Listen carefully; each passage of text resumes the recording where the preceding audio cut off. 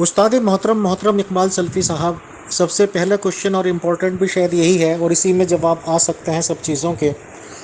India سے Rekha Arya madam کا ہے۔ انہوں نے کہا کہ معاف کیجیے گا اگر کوئی بات بری لگے، جو ہم نے سمجھی ہے یا سوچتے ہیں یا کہانی پڑھ کے نتیجہ نکالتے ہیں ابراہیم نبی جی کے ریگارڈنگ، تو صاف کوئی بھی نیوٹرل بندہ یہ سمجھ سکتا ہے کہ اٹ از نتھنگ بٹ دو سوتنوں کی آپس کی لڑائی یا آپس کی چپقلش ہے۔ ایک سوتن نے اپنے ہسبینڈ کو دوسرے وائف کے ریگارڈنگ کان بھرے یا کچھ گرا، اور ہسبینڈ تیار ہو گئے اس بات کے لیے کہ اپنی ایک بیوی اور اس کے بالکل چھوٹے بچے کو کہیں پہ بھی چھوڑائیں۔ گھر سے نکالنا کہتے ہیں سر ہم اس چیزوں کو، اور وہ ریگستان میں چھوڑ آئے۔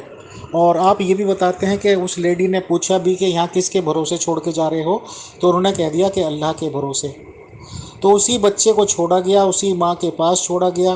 جب وہ بچہ تھوڑا بڑا ہو گیا سر، تو اس کو یہ کہہ دیا کہ خواب میں دیکھا ہے قربانی کرتے ہوئے، تو ہم تو سر اس کو یہ کہیں گے آپ برا نہ مانیں کہ ہتیا کرنے کی کوشش کی، قتل کرنے کی کوشش کی۔ ان الدین عند اللہ الاسلام۔ امیر فیصل صاحب، آپ نے سوال بھیجا ہے ریکھا آریہ صاحبہ کا، جو کہ ہندو مذہب اور ہندو سماج اور ہندو دھرم سے تعلق رکھتی ہیں۔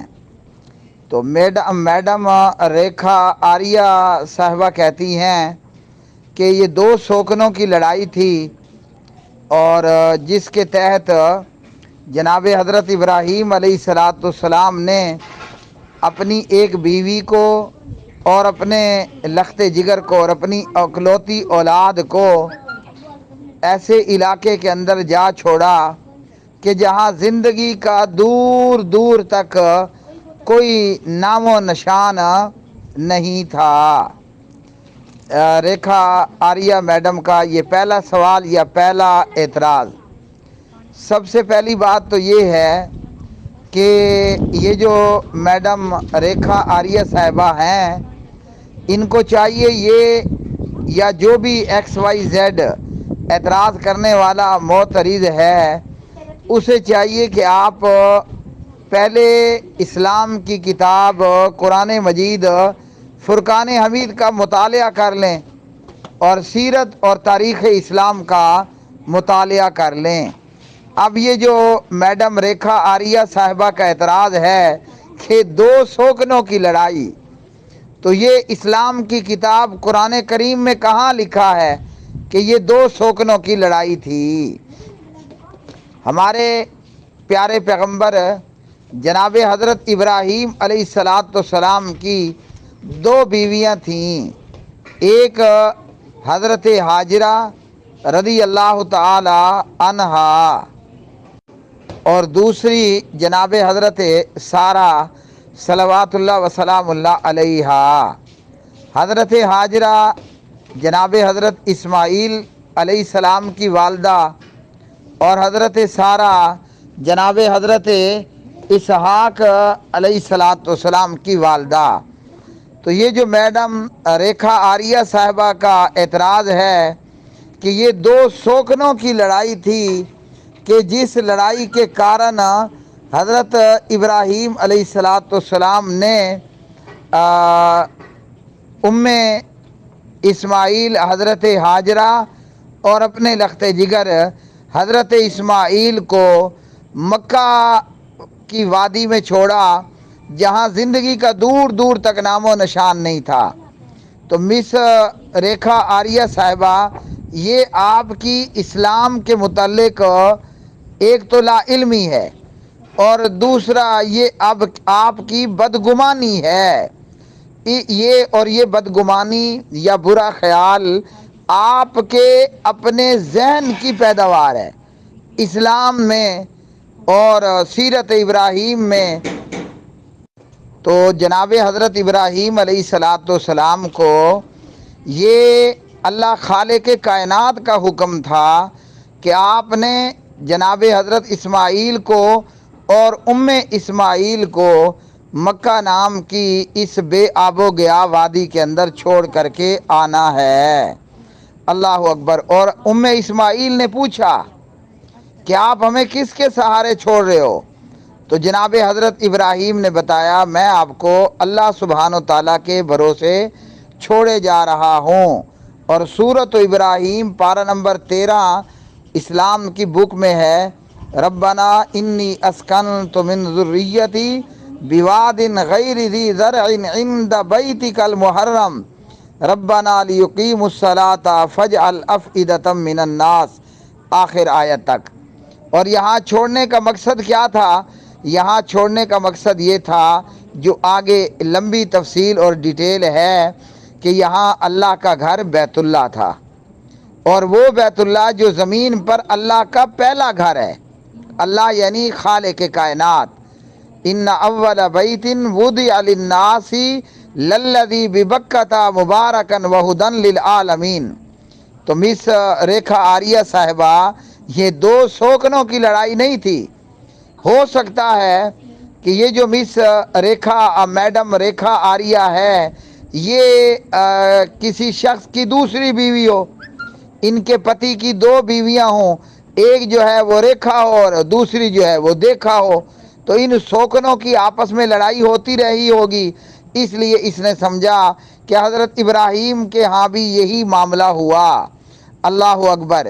یا ان کے محلے کے اندر کسی شخص کی دو پتنیاں رہی ہوں گی اور وہ دو سوکنے آپس میں لڑتی رہی ہوں گی، ہاں جی۔ یا ہو سکتا ہے کہ میڈم ریکھا آریہ صاحبہ کے جو والد محترم ہیں، ان کی دو پتنیاں ہوں، یعنی میڈم ریکھا کی دو مائیں ہوں، اور وہ دونوں آپس میں لڑتی رہی ہوں گی، تو اس لیے ان کو لگا کہ اسماعیل اور اسحاق سوکنوں کی اپنی لڑائی کے کارن حضرت ابراہیم نے اسماعیل اور اسماعیل کو جا کر مکہ میں چھوڑا۔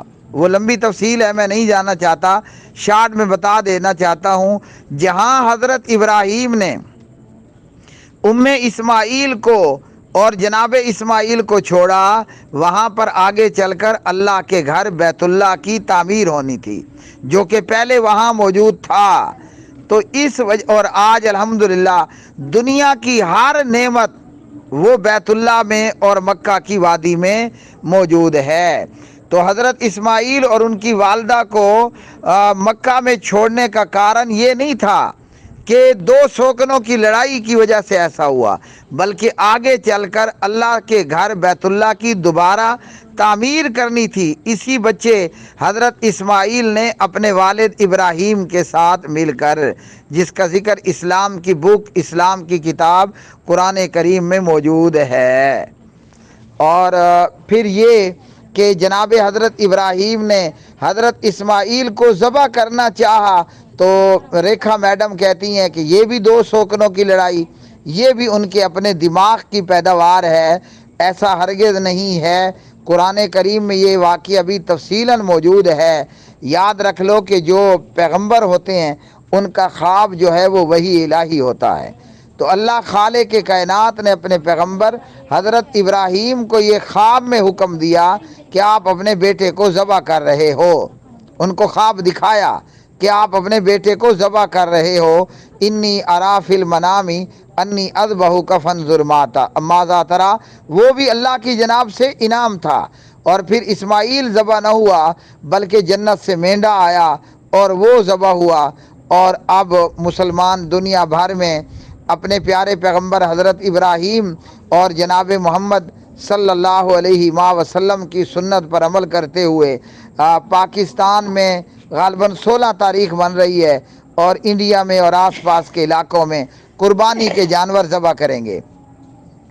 اور یہ میڈم ریکھا آریہ صاحبہ کہتی ہیں کہ یہ جانوروں کو ذبح کیا جاتا ہے تو یہ جو ہے وہ جانوروں کا اتیاچار ہے، ایسا ہرگز نہیں ہے۔ یہ جو قربانی ہے، اگر ریکھا میڈم کو ہندو سناتن دھرم کے متعلق علم ہوتا کم از کم، تو وہ اسلام پر یہ اعتراض نہ کرتی کہ مسلمان جانور ذبح کرتے ہیں۔ قربانی ہر دھرم اور دین کا حصہ ہے، تو اسلام پر اعتراض کرنے یا اللہ کے پیغمبر حضرت ابراہیم پر علیہ السلام اعتراض کرنے سے پہلے میڈم ریکھا کو میرا مشورہ ہے، آپ کسی سمجھدار ہندو مذہب کو جس نے پڑھ رکھا ہو ایسے پنڈت کے پاس جائیں، وہ پنڈت آپ کو ویدوں سے اور شاستروں سے یہ بتائے گا کہ ہندو دھرم کے اندر بھی باقاعدہ قربانی کا ایک جو ہے وہ کنسیپٹ موجود ہے۔ تو کم از کم اگر ریکھا میڈم ہندو دھرم سے آگاہ ہوتی تو کبھی اسلام پر اور حضرت ابراہیم علیہ السلام پر اور مسلمانوں پر اعتراض نہ کرتی کہ مسلمان جو ہے وہ جانوروں کی قربانی دیتے ہیں۔ ہندوؤں کے ہاں بھی گائے کو چھوڑ کر جانور ذبح کیے جاتے ہیں، ہیں جی، گائے ان کے بقول ان کی ماں ہے، اور گائے کو چھوڑ کر دیگر جانور وہاں بھی ذبح ہوتے ہیں۔ اور یہ جو اللہ کی راہ میں جانور کی قربانی پیش کرنا یا جان کی قربانی پیش کرنا ہے، یہ تو ہندو دھرم ویدوں اور شاستروں کے اندر بھی موجود ہے۔ تو میرا مشورہ ہے کسی ایسے پنڈت کے پاس آپ جائیں جو حقیقتاً ویدوں کا، اتھرا وید، سام وید، یجر وید، ویدوں کا اور شاستروں کا علم رکھتا ہو۔ وہ آپ کو بتائے گا کہ قربانی دینا، جانور کی قربانی ہو یا جان کی قربانی ہو، یہ تو ہندو دھرم کی ویدوں اور شاستروں کے اندر بھی موجود ہے۔ اسلام پر اعتراض کرنے سے پہلے کم از کم ریکھا میڈم کو چاہیے کہ وہ ہندو دھرم کو پڑھ لے تو بھی قربانی کے کنسیپٹ پر وہ اعتراض نہ کرتی۔ اور جہاں تک ریکھا میڈم کا سوال ہے کہ یہ جانوروں کی ہتھیا ہے، بہت سارے لوگ جو ہے وہ بہت سارے ہندو لوگ وہ شاکاہاری ہیں، سبزیاں کھاتے ہیں، اور ہر پڑھا لکھا بندہ یہ جانتا ہے، سائنس یہ بتاتی ہے کہ سبزیوں اور پودوں کے اندر بھی باقاعدہ جان ہے، اور ان کا بھی ایک اپنا جیون ہے، وہ بھی پانی اور سانس کے محتاج ہیں، ہوا کے محتاج ہیں۔ تو جہاں تک ہتھیا کی بات ہے، مسلمان اگر جانور کی ہتھیا کرتا ہے اللہ کی راہ میں قربان کر کے، تو ہندو بھی تو سبزیوں کی ہتھیا کرتے ہیں۔ اگر کوئی شخص اعتراض کرے کہ ہندو لوگ جو ہے وہ بیچارے پودوں کی ہتھیا کرتے ہیں، اگر پڑھا لکھا بندہ ہے تو وہ میری بات سے اتفاق کرے گا، جاہل کو میں کچھ کہہ نہیں سکتا۔ یہ جو پودے ہیں، درخت ہیں، یہ بھی ایک جان رکھتے ہیں، ان کا بھی جسم ہے، ان کا بھی وجود ہے، ہاں جی، یہ بھی کھلتے ہیں، کھلتے ہیں، پھلتے ہیں، پھولتے ہیں، ان کے اندر بھی باقاعدہ روح ہے۔ تو پھر ہندو لوگ سبزیوں کا ہتھیا چار کرتے ہیں اور ہتھیا کرتے ہیں۔ اللہ اکبر! جانور اللہ نے ہمارے نفع اور ہمارے فائدہ کے لیے پیدا کیے۔ وہ جانور جن پر ہم سواری کرتے ہیں، وہ جانور جن کا گوشت اللہ نے ہمارے لیے حلال کیا ہے۔